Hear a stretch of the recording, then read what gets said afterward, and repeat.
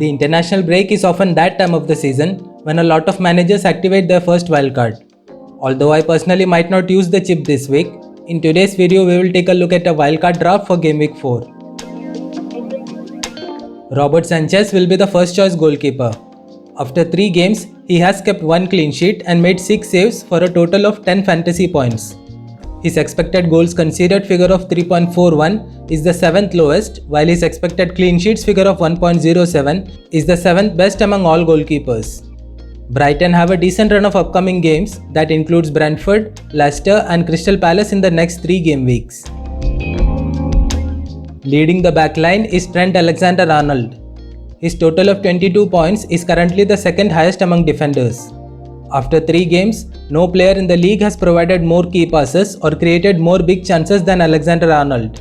His expected assist figure of 1.76 is second only to Michail Antonio among all players. Liverpool have conceded only 1 goal in 3 games and they have a kind run of fixtures as well. That includes Leeds, Crystal Palace and Brentford up next. Nelson Semedo from Wolves is the next defender on the team. Wolves have only conceded 27 shots in 3 games. Only Manchester City have conceded lesser. Out of all Wolves defenders, only Romain Saiz has taken more shots or had more touches in the opposition box than Semedo. So he has potential to offer points at both ends of the pitch. Wolves have a great run of upcoming fixtures with only 2 games above a difficulty rating of 2 until game week 9. Completing the 3-man backline is Luke Shaw. He is yet to provide any attacking returns this season, but his 5 chances created is the 5th highest among defenders. His 11 fantasy points includes 1 clean sheet and 2 bonus points.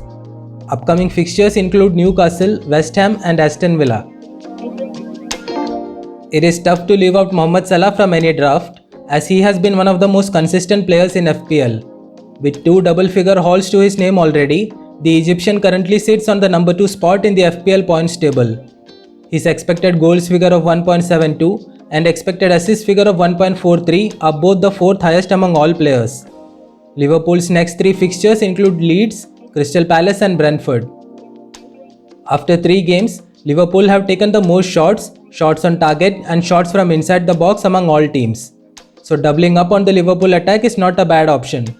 Diogo Jota could play as a striker for the Reds in case Roberto Firmino's injury turns out to be a serious one. The Portuguese has scored 2 goals in as many starts and has the 6th best expected goals figure among all players. His 8 shots, 4 shots on target and 7 shots from inside the box are only behind Mohamed Salah and Sadio Mane among teammates. With 2 goals and 2 assists in 3 games, Said Benrahma has the 3rd most points in FPL. His expected goals figure of 1.29 is the 9th highest and his expected assist figure of 0.74 is the 8th highest among midfielders. The Hammers face Southampton, Manchester United and Leeds in the next 3 game weeks. Ferran Torres has played the number 9 role for Manchester City in the first 3 games. That could continue as City has failed to sign a striker this summer. The Spaniard has 2 goals and 1 assist to his name and his expected goals figure of 1.50 is currently the 9th best in the league. His total of 9 shots is a team leading number as well. Manchester City face Leicester up next, followed by Southampton and Chelsea. Rafinha is the last midfielder on the team. He has scored 1 goal so far for a total of 10 fantasy points.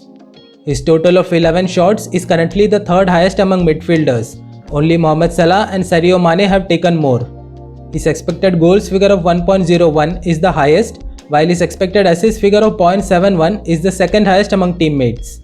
Leeds face Liverpool up next, but beyond that they have only 1 fixture above a difficulty rating of 2 until game week 10. With 4 goals and 4 assists, Michail Antonio currently leads the FPL points table with 40 points. His expected goals figure of 3.39 and expected assist figure of 1.90 are both league leading numbers. He is also the league leader in terms of total shots, shots on target, shots inside the box, big chances as well as big chances created. In the next 3 game weeks, he faces Southampton, Manchester United and Leeds. And completing the team is Cristiano Ronaldo. He was the top scorer in Serie A last season with 29 goals and 2 assists. He scored twice against Ireland in the international break, making him the highest ever goal scorer in international football. The Portuguese is expected to make it straight into the starting 11 in Game Week 4 against Newcastle. It is also worth noting that the Magpies are the only team that Ronaldo has scored a hat-trick against in his Premier League career. Backup goalkeeper for this draft is Ben Foster. Shane Duffy has had a good start to the season and is probably the best option in the 4 million price bracket for defenders. His total of 8 shots is currently the highest among all defenders. Eric Dyer seems to have nailed on a spot in the Tottenham defense. Spurs are the only team to have not conceded a goal yet so far this season. Dane Scarlett is a cheap 4.5 million forward who would mostly stay on the bench. So this is how the team is set to line up for Game Week 4. Total squad value is 0.1 million above the budget limit of 100 million, which I think most managers would be able to afford. Captain for the week would be Michail Antonio for his game against Southampton. The Saints have conceded the 5th most shots on target and the 3rd highest number of big chances this season. Cristiano Ronaldo against Newcastle is also a tempting choice for the armband, but it's his first game back in the Premier League and I would want to wait and see how he performs.